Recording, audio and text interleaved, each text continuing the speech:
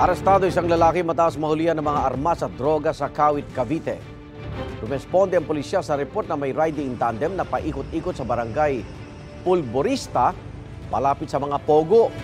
Namata ng mga otoridad ang dalawang lalaki at habang papatakas, nahulog mula sa motorsiklo ang angkas. Nakuha sa 31 anyos na si alias Jobert ang isang baril, 2 magazine, isang granada at isang pakete ng hinihinalang shabu.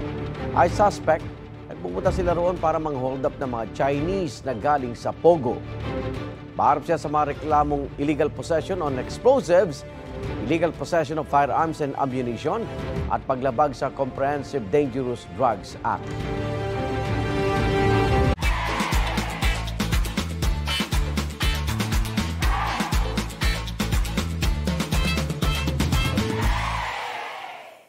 Igan, mauna ka sa mga balita. Mag-subscribe sa GMA Integrated News sa YouTube.